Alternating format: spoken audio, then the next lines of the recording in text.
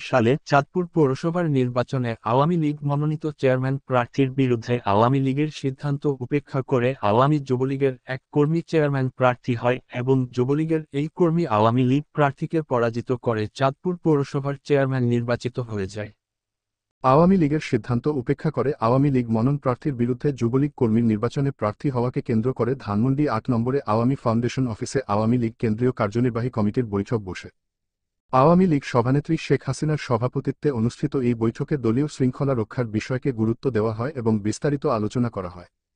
আলোচনায় বিশেষ গুরুত্ব সহকারে বলা হয়, আওয়ামী লীগের সিদ্ধান্তের প্রতি বৃদ্ধাঙ্গুলি দেখিয়ে দলীয় শৃঙ্খলা ভঙ্গ করে দলীয় প্রার্থীর বিরুদ্ধে যুবলীগ কর্মীর নির্বাচনে প্রার্থী হওয়া দলীয় শৃঙ্খলা রক্ষার প্রয়োজনে শাস্তিযোগ্য অপরাধ। যদিও যুবলীগ প্রার্থী নির্বাচনে বিজয়ী হয়ে পৌরসভার চেয়ারম্যান হয়েছে, তবুও তাকে শাস্তি দেওয়া অত্যন্ত জরুরি, কেননা সামনে জাতীয় সংসদ নির্বাচন। যুবলীগ কর্মী ও বর্তমানে চাঁদপুর পৌরসভার চেয়ারম্যানকে দলীয় শৃঙ্খলা ভঙ্গের অপরাধে দৃষ্টান্তমূলক শাস্তি না দিলে সংসদ নির্বাচনেও অনেকেই আওয়ামী লীগ মনোনীত প্রার্থীর বিরুদ্ধে দলীয় শৃঙ্খলা ভঙ্গ করে প্রার্থী হয়ে যাবে। এসব বিষয়ে বিস্তারিত আলোচনার পর শেখ হাসিনার সভাপতিত্বে অনুষ্ঠিত বৈঠকে আওয়ামী লীগ কেন্দ্রীয় কার্যনির্বাহী কমিটির সর্বসম্মতিক্রমে যুবলীগ কর্মী চাঁদপুর পৌরসভার নবনির্বাচিত চেয়ারম্যানকে সংগঠন থেকে বহিষ্কার করার সিদ্ধান্ত নেয়। পরদিন সকালে শেখ হাসিনার চাচাতো ভাই শেখ নাসেরের চতুর্থ ছেলে শেখ হেলালের চতুর্থ ভাই 22 বৎসরের যুবক শেখ রুবেল ধানমন্ডি শেখ হাসিনার বাসায় এসে বঙ্গবন্ধু কন্যা আওয়ামী লীগ সভানেত্রী শেখ হাসিনাকে বলল, আপা তুমি চাঁদপুর পৌরসভার চেয়ারম্যানকে মালা দিয়ে বরণ করে নাও। শেখ হাসিনা বললেন না, ওকে বহিষ্কার করব। শেখ রুবেল বলল, ও সবাইরে হারাইয়া পরাজিত করে চেয়ারম্যান হইছে, ওরে মালা না দিয়া বহিষ্কার করবা এইটা তুমি? শেখ হাসিনা, কও কি? জলদি ওরে ডাইকা আয়না গলায় মালা দিয়া মিষ্টি খাওয়াও। আওয়ামী লীগ সভানেত্রী বঙ্গবন্ধু কন্যা শেখ হাসিনা বললেন, দুর্গত রাতেই তো আওয়ামী লীগ কেন্দ্রীয় ওয়ার্কিং কমিটির সিদ্ধান্ত নিচ্ছে ওকে বহিষ্কার করার। শেখ রুবেল বলল, রাখো তোমার ওয়ার্কিং কমিটির কথা তুমি শুইনু না? ওরা জানে কি বেচারা জিতা আইছে, কোথায় বাহবা দিবা? তা না, এখন উল্টা কথা। বড় আপা তুমি চেয়ারম্যান হিসেবে অভিনন্দন পাঠাও। আওয়ামী লীগ সভানেত্রী বঙ্গবন্ধু কন্যা বললেন, তাইলে এক কাম করি, আগে বহিষ্কার করি পরে বহিষ্কার প্রত্যাহার করি। শেখ রুবেল বলল, দেখ আমি তোমারে কইতেছি, এখনই চেয়ারম্যান হিসেবে অভিনন্দন জানাও আর ঢাকা আয়না মিষ্টি খাওয়াইয়া গলায় মালা দেও। সভানেত্রী বঙ্গবন্ধু কন্যা শেখ হাসিনা বললেন, তাইলে তো এখনই জিল্লুর রহমান আওয়ামী লীগের সাধারণ সম্পাদক কে বলতে হয়, নইলে আবার বহিষ্কারের চিঠি পাঠিয়ে দেবে। এতক্ষণে পাঠিয়ে দিয়েছে কিনা কে জানে। বলেই সঙ্গে সঙ্গে ফোন করে আওয়ামী লীগের সভানেত্রী বঙ্গবন্ধু কন্যা শেখ হাসিনা আওয়ামী লীগের সাধারণ সম্পাদক জিল্লুর রহমানকে বললেন, শুনেন, গতকাল রাতে ওয়ার্কিং কমিটি চাঁদপুর পৌরসভার চেয়ারম্যানকে বহিষ্কার করার যে সিদ্ধান্ত নিয়েছে ওই চিঠিটা পাঠায়েন না, চেপে যান। এরপর শেখ রুবেল চলে যাওয়ার জন্য সিঁড়িতে নেমে এলে বঙ্গবন্ধু কন্যা রুবেলের পথ আগলে দাঁড়িয়ে বলে, এই রুবেল চাঁদপুরের চেয়ারম্যানের কাছ থেকে কত টাকা নিয়েছিস? আমার ভাগ দে। শেখ রুবেল বলে, দূর সরো, যাইতে দাও। নজিব বলে, আমার ভাগ দে নইলে যাইতে দিমু না, বড় আপারে কইয়া দিমু। শেখ রুবেল বলে, পরে নিও, এখনো হাতে পাইনি। নজিব বলে, ঠিক আছে আমারে দিবি তো? হ্যাঁ, দিমু। 1995 সালের 24শে আগস্ট পুলিশ নিরাপদে বাড়ি পৌঁছে দেওয়ার নাম করে ইয়াসমিন নামে 14 বছরের এক কিশোরীকে দিনাজপুর যাওয়ার পথে ধর্ষণ ও হত্যা করে।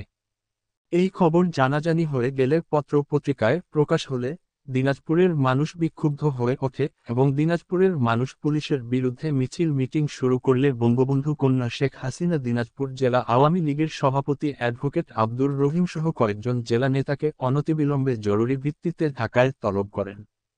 অ্যাডভোকেট আব্দুর রহিম সহ দিনাজপুরের 5 নেতা ঢাকা এসে ধানমন্ডি বঙ্গবন্ধু ভবনের লাইব্রেরি রুমে বিকেল প্রায় 5টায় বঙ্গবন্ধু কন্যা শেখ হাসিনার সঙ্গে রুদ্ধদ্বার বৈঠক করেন। বঙ্গবন্ধু ভবনের এই বৈঠকে বঙ্গবন্ধু কন্যা শেখ হাসিনা আপনি শুরু হওয়া দিনাজপুরবাসীর এই আন্দোলনকে যে কোন কিছুর বিনিময়ে প্রচণ্ড বিক্ষোভের রূপ দিয়ে বিস্ফোরণ ঘটানোর পরামর্শ ও নির্দেশ দেন। জননেত্রী শেখ হাসিনা বলেন, দিনাজপুরবাসীর এই বিক্ষোভকে নির্দলীয় খোলসে অবরণে রেখে খালেদা জিয়া সরকারের বিরুদ্ধে এই গণবিক্ষোভ আরও বেগবান, আরও চাঙ্গা করে গণ অভ্যুত্থান সৃষ্টি করে খালেদা সরকারের পতন ঘটাতে হবে। এখন আর ঢাকার দিকে চেয়ে থাকলে চলবে না, এখন দিনাজপুর থেকেই শুরু করতে হবে এবং ঢাকায় এসে শেষ করতে হবে। প্রতিদিন প্রতি মুহূর্তে পুলিশের সাথে সংঘর্ষ করতে হবে, লাশের পর লাশ ফেরোতে হবে, পুলিশের লাশও ফেলতে হবে, যত টাকা পয়সা লাগে নিয়ে যান। তবু এই কর্মসূচি বাস্তবায়িত করতে হবে। ওই পুলিশের মাঝেই লোক আছে যাদের টাকা পয়সা দিলে গুলি করে মানুষ মেরে লাশের স্ক্রুপ লাগিয়ে দেবে। পুলিশের সাথেও কন্ট্রাক্ট করবেন, টাকা পয়সা দেবেন। মনে রাখবেন, যদি এগুলো সফল করতে পারেন তাহলেই কেবলমাত্র ক্ষমতার মুখ দেখতে পারবেন, নইলে জীবনে আর আওয়ামী লীগকে ক্ষমতায় নিতে পারবেন না। সারা দেশে যদি এসব দাঙ্গা হাঙ্গামা, লুটতরাজ, খুন খারাপি ছড়িয়ে দিতে পারেন, তবে একমাত্র যদি ক্ষমতার মুখ দেখেন। ইয়াসমিন ময়রা এসব ঘটানোর একটা সুযোগ করে দিচ্ছে, এখন এটাকে কাজে লাগান। মনে রাখবেন, এসব অবশ্যই হতে হবে নির্দলীয় ব্যানারে, আওয়ামী লীগ নামের বিন্দু বিসর্গও যেন না আসে। ফাল দিয়ে কেউ মঞ্চে যাবেন না, সব করবেন পিছন থেকে, পারতপক্ষে কোন ব্যাপারেই মুখ খুলবেন না। যদি মুখ খুলতেই হয় তাহলে দুনিয়ার যত ভালো ভালো কথা আছে তাই বলবেন। কাজে যাই হোক, মুখে রাখবেন শুধু ভালো কথা। আর সত্যি যদি একটা লঙ্কাকাণ্ড ঘটিয়ে দিতে পারেন, তাহলে আমিও দিনাজপুরে আসব। কিন্তু ওখানে আপনাদের সাথে আমার কোন কথা হবে না। আমি শুধু বক্তৃতায় বলে আসব, ধৈর্য ধরুন, শান্ত থাকুন ইত্যাদি জাতীয় কথা। কিন্তু আপনারা আপনাদের কাজ পুরোপুরি চালিয়ে যাবেন। এখন 20 লাখ টাকা নিয়ে যান। পরিস্থিতি বুঝে বাকি যা লাগবে ওখানেই পৌঁছে দেব। আমি শুধু কাজ চাই। টাকা নিয়ে যাওয়ার জন্য আপনাদের গাড়িটারির ব্যবস্থা আছে। নইলে আমি টাকা নিয়ে যাওয়ার জন্য গাড়ির ব্যবস্থা করে দেই। অ্যাডভোকেট আব্দুর রহিম সহ অন্যান্য নেতারা বঙ্গবন্ধু কন্যার কাছ থেকে বিদায় নিয়ে বঙ্গবন্ধু ভবন ত্যাগ করে চলে গেল। রাত তখন 8টা। ওদিকে দিনাজপুরে অপরাধী পুলিশ ইয়াসমিন হত্যাকাণ্ড ধামাচাপা দেওয়ার চেষ্টা করলে দিনাজপুরের জনতা আরও বিক্ষুব্ধ হয়ে ওঠে।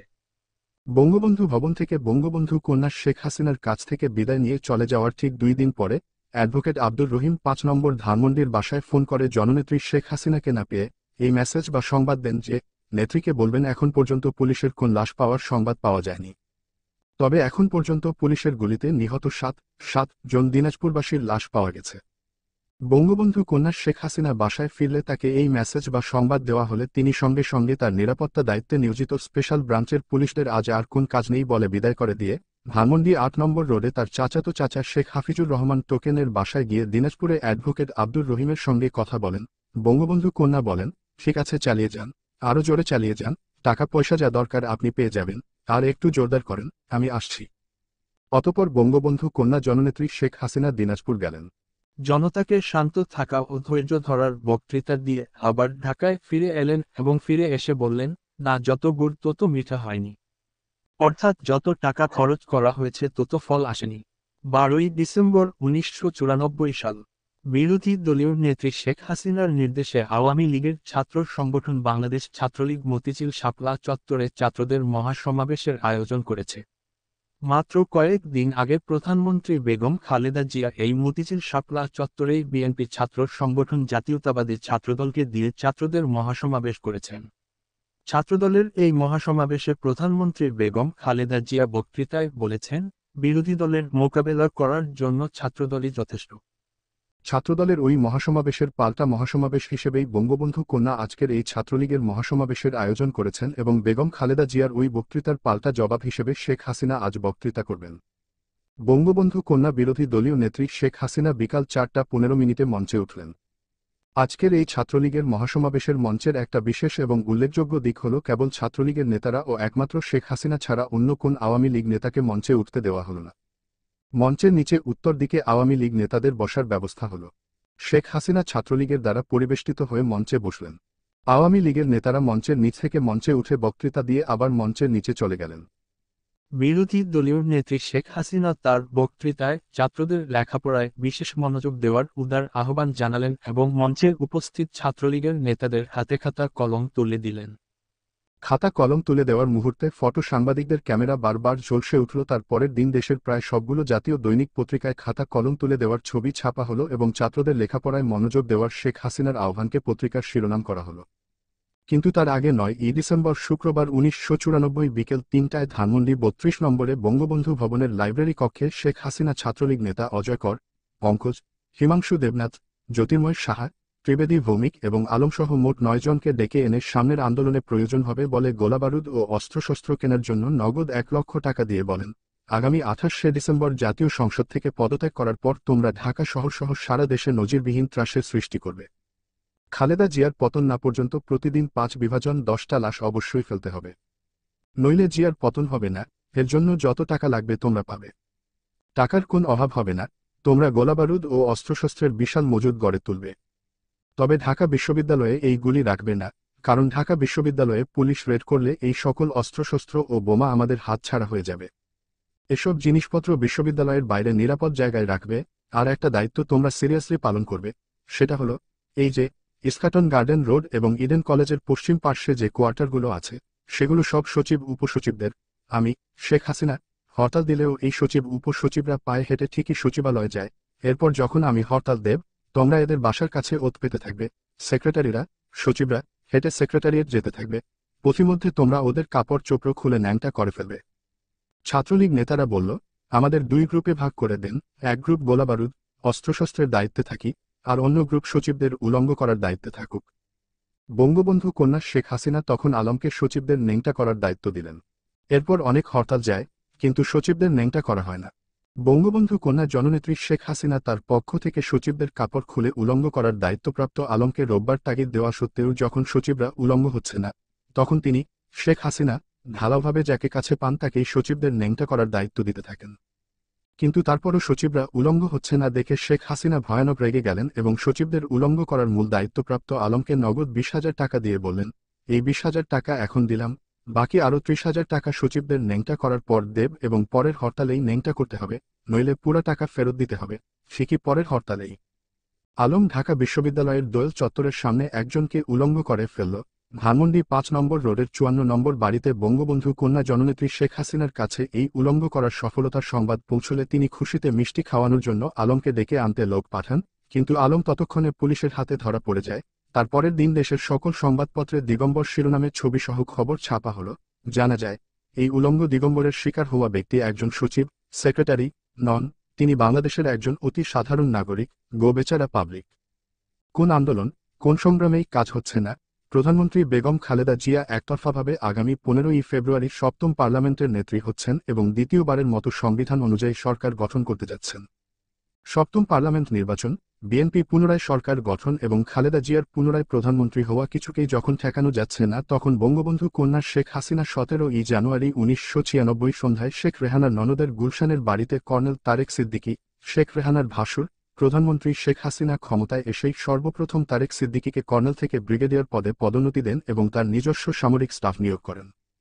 এর সাথে গোপনে আলোচনা করেন এবং তারেক সিদ্দিকীর মাধ্যমে সেনাবাহিনী প্রধান লেফটেন্যান্ট জেনারেল আবু সালেহ মোহাম্মদ নাসিম বীর বিক্রমকে রাষ্ট্রীয় ক্ষমতা দখল করার প্রস্তাব দেন, অর্থাৎ বঙ্গবন্ধু কন্যা শেখ হাসিনা সেনাবাহিনী প্রধান জেনারেল নাসিমকে সামরিক অভ্যুত্থান করে বেগম খালেদা জিয়া সরকারকে উৎখাত করে রাষ্ট্রীয় ক্ষমতা দখল করার প্রস্তাব দেন।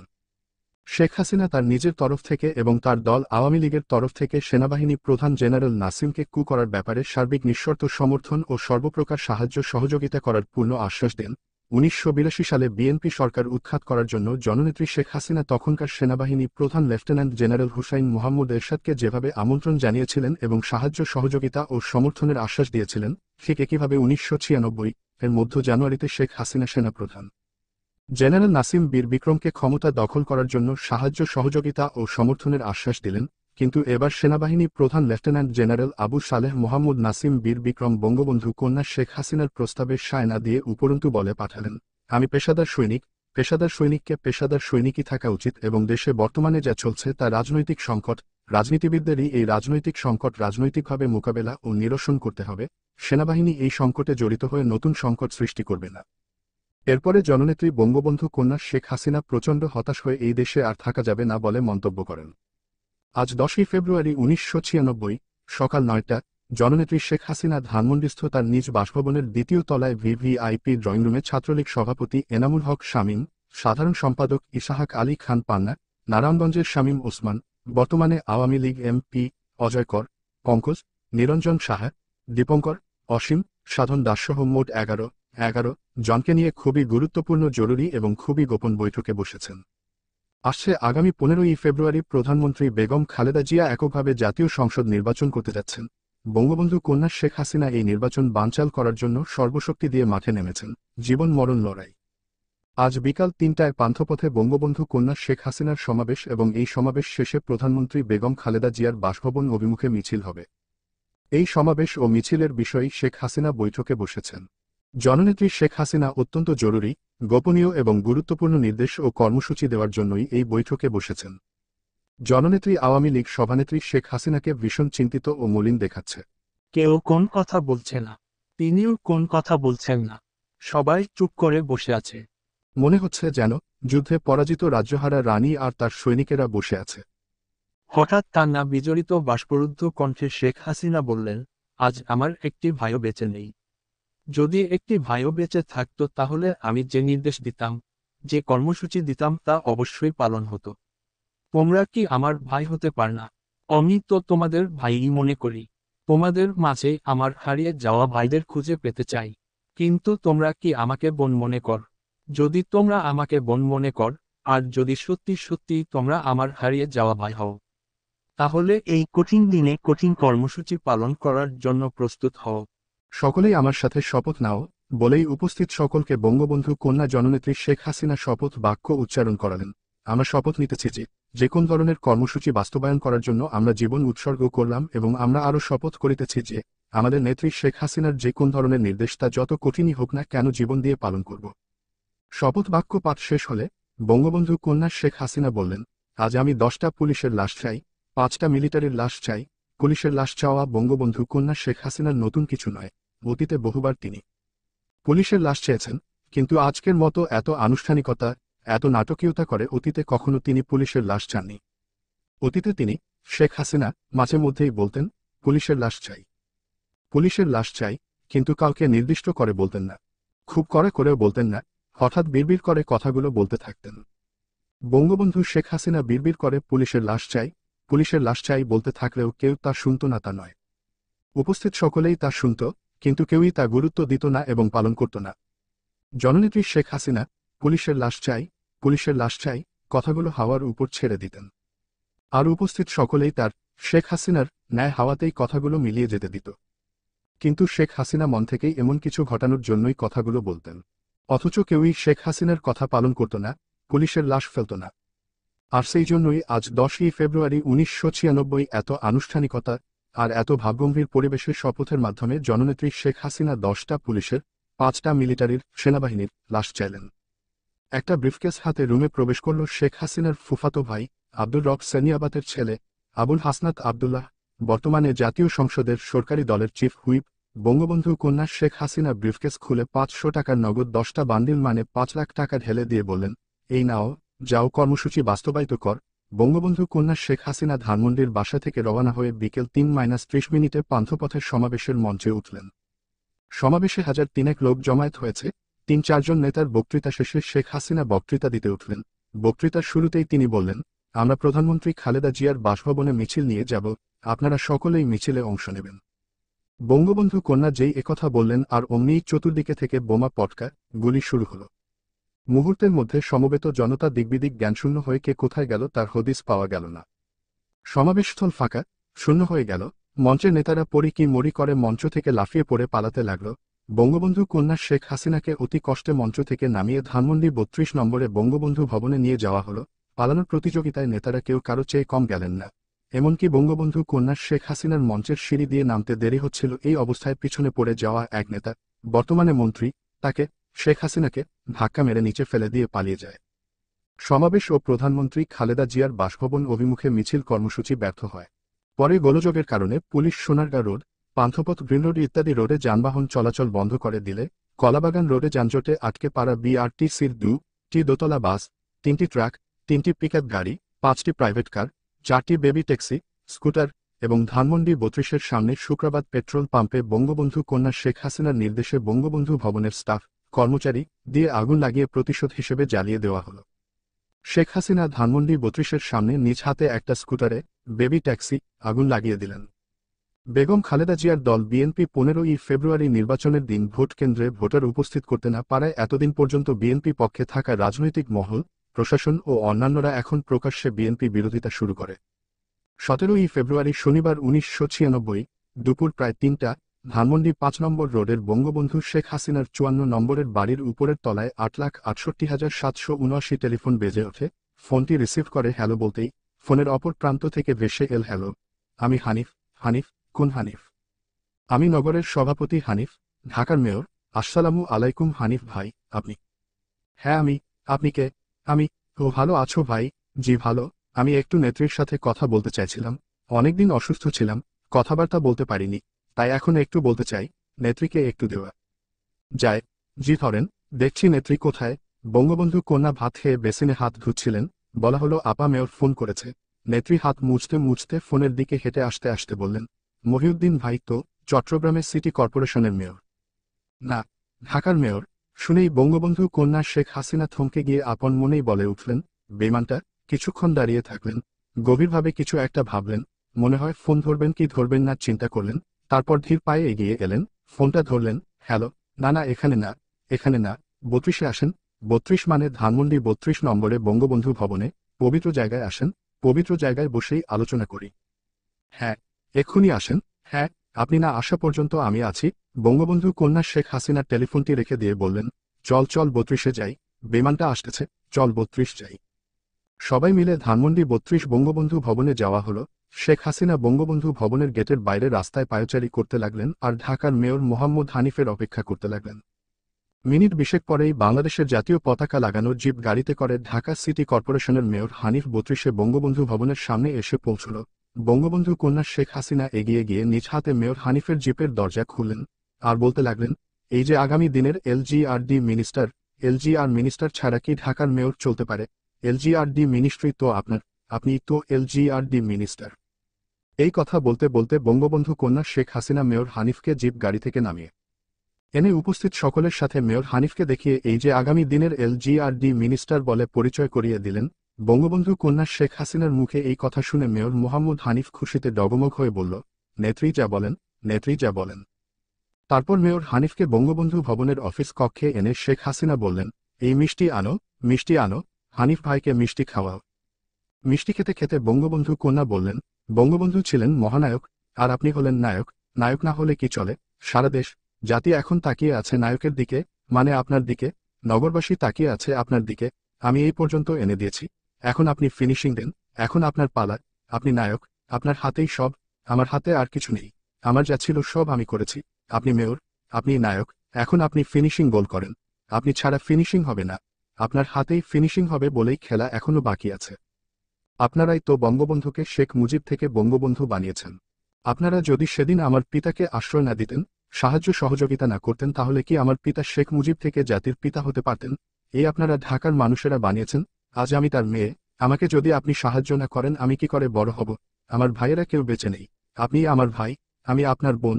আমাকে আপনি সহযোগিতা করেন, আমি কখনোই আপনার কথা ভুলব না, আপনাকে ছাড়া চলব না। ঢাকার মেয়র মোহাম্মদ হানিফ বলল, হ্যাঁ নেত্রী, আমাকে 1 মাস সময় দেন, আমি খালেদা জিয়াকে ফেলে দেব। বঙ্গবন্ধু কন্যা শেখ হাসিনা বললেন, না না, 1 মাস সময় দেওয়া যাবে না, আপনি 15 দিনের মধ্যেই ফেলে দেন। এই বৈঠকেই ঠিক হলো প্রেসক্লাবের সামনে স্থায়ী মঞ্চ তৈরি করে এখান থেকেই যতক্ষণ বেগম খালেদা জিয়ার পতন না হয় দিনরাত 24 ঘণ্টা স্থায়ীভাবে আন্দোলন চালিয়ে যাওয়ার। পরবর্তী সময়ে নাট্যশিল্পী ও টিভির খবর পাঠক রামেন্দু মজুমদার ও নাট্যশিল্পী পীযূষ বন্দ্যোপাধ্যায় এই মঞ্চের নাম দেন জনতার মঞ্চ। প্রেসক্লাবের সামনের এবং সচিবালয়ের উত্তরের তোপখানা রোডের পূর্ব থেকে পশ্চিম পর্যন্ত অর্থাৎ পল্টনের মোড় থেকে হাইকোর্ট পর্যন্ত রাস্তা সম্পূর্ণ বন্ধ করে রাস্তার মাঝখানে বিশাল মঞ্চ তৈরি করে প্রতিদিন চলতে থাকল গান বাজনা, বক্তৃতা, আবৃত্তি ইত্যাদি। এক পর্যায়ে এই মঞ্চে এসে যোগ দিল সচিবালয়ের কিছু সংখ্যক কর্মকর্তা ও কর্মচারী। এসবই চলতে লাগল ঢাকার মেয়র শেখ হাসিনার ভাষায় নায়ক ও আগামী দিনের এলজিআরডি মন্ত্রী মোহাম্মদ হানিফের নেতৃত্বে। বেগম খালেদা জিয়ার নেতৃত্বে সপ্তম সংসদ একদিনের অধিবেশনে মিলিত হয়ে সংবিধান সংশোধন করে তত্ত্বাবধায়ক সরকারের অধীনে নির্বাচনের বিধান করে সপ্তম সংসদ বিলুপ্ত বা বাতিল ঘোষণা করল এবং আগামী 12ই জুন 1996 ইংরেজিতে অষ্টম জাতীয় সংসদ নির্বাচনে এর তারিখ ঘোষণা করল এবং সুপ্রিম কোর্টের সাবেক প্রধান বিচারপতি মুহাম্মদ হাবিবুর রহমানকে প্রধান করে তত্ত্বাবধায়ক সরকার গঠন করা হল। সাবেক সেনাবাহিনী প্রধান এরশাদ আমলের অবসরপ্রাপ্ত লেফটেন্যান্ট জেনারেল নুরুদ্দিন খান, বর্তমানে শেখ হাসিনার মন্ত্রী, এবং অবসরপ্রাপ্ত মেজর জেনারেল সালাম, বর্তমানে আওয়ামী লীগ এমপি ও রেড ক্রিসেন্টের চেয়ারম্যান, এর মাধ্যমে বঙ্গবন্ধু কন্যা শেখ হাসিনা সেনাবাহিনী প্রধান লেফটেন্যান্ট জেনারেল আবু সালেহ মোহাম্মদ নাসিম বীর বিক্রমের সাথে আলোচনার প্রস্তাব পাঠান। বঙ্গবন্ধু কন্যা শেখ হাসিনার ওই প্রস্তাবের পরিপ্রেক্ষিতে নাট্যশিল্পী লুৎফুর নাহার লতা, বর্তমানে আমেরিকা নিবাসী, ও তার স্বামী অবসরপ্রাপ্ত মেজর নাসির সেনাপ্রধান জেনারেল নাসিমের সাথে শেখ হাসিনার বৈঠকের আয়োজন করে। নাট্যশিল্পী লতা ও তার স্বামী মেজর নাসির বনানীর Kulsum villa 117 Banani block E road -4-এর ছায়াঘেরা সিরামিকের 4 তলা ভবনের 3য় তলার বাসায় শেখ হাসিনা এবং সেনাবাহিনী প্রধান জেনারেল নাসিমের মুখোমুখি বৈঠক অনুষ্ঠিত হয়। এই বৈঠকে বঙ্গবন্ধু কন্যা শেখ হাসিনা আগামী 12 জুনের নির্বাচনে সেনাপ্রধান জেনারেল নাসিম এবং তার সৈনিকদের সাহায্য প্রার্থনা করেন। জবাবে সেনাবাহিনী প্রধান জেনারেল নাসিম শেখ হাসিনাকে সার্বিক সাহায্য সহযোগিতার পূর্ণ আশ্বাস দিয়ে বলেন, আপনি, শেখ হাসিনা, চাইলে এখন থেকে সেনাবাহিনী আপনার নির্দেশেই চলবে। এর জবাবে বঙ্গবন্ধু কন্যা শেখ হাসিনা বলেন, এটা যদি সত্যি হয় তবে ভবিষ্যতে আমিও আপনার নির্দেশেই চলব। এই বৈঠকের পর থেকে সেনাবাহিনী প্রধান লেফটেন্যান্ট জেনারেল আবু সালেহ মোহাম্মদ নাসিম বীর বিক্রম বঙ্গবন্ধু কন্যা শেখ হাসিনার পরামর্শ ও নির্দেশেই সেনাবাহিনী পরিচালনা করতে থাকেন। 1996-এর 12 জুন নির্বাচনে প্রতিদ্বন্দ্বিতা করার জন্য বিভিন্ন রাজনৈতিক দল প্রার্থী মনোনয়ন দিল। আওয়ামী লীগও মনোনয়ন দিল। গোপালগঞ্জের 3টি আসন এবং বাগেরহাটের 2টি আসনের মোট ভোটারের প্রায় 65% ভোটার হিন্দু সম্প্রদায় হওয়ায় স্বাভাবিক কারণেই এই 5টি আসনে আওয়ামী লীগের নৌকামার্কা প্রার্থী ছাড়া অন্য কোন দলের অন্য কোন মার্কার প্রার্থী নির্বাচনে বিজয়ী হওয়ার কোনোই সম্ভাবনা নেই এবং কোনকালেই বিজয়ী হয়নি এবং হবেও না। 1. মোকসেদপুর ও কাশিয়ানী, 2. গোপালগঞ্জ ও কাশিয়ানী, 3. টুঙ্গিপাড়া ও কোটালীপাড়া, 4. মোল্লার হাটো ও ফকিরের হাটো, 5. বৈঠাঘাটা ও দাকোপ। এই 5 আসনে যতদিন পর্যন্ত 65% হিন্দু সম্প্রদায় থাকবে ততদিন পর্যন্ত আওয়ামী লীগ প্রার্থী নৌকা মার্কায় একচেটিয়াভাবে বিজয়ী হতে থাকবে। এই 5টি আসনের প্রার্থীদের এলাকায় কোন কাজ করতে হয় না। যে কোন প্রকারেই হোক বঙ্গবন্ধু কন্যা শেখ হাসিনার আওয়ামী লীগের নৌকা মার্কার টিকিট নিলেই সে যে কেউই হোক 75% ভোটে বিজয়ী হবে। এই 5টি আশাকে বলা হয় ভিক্ষার আসন।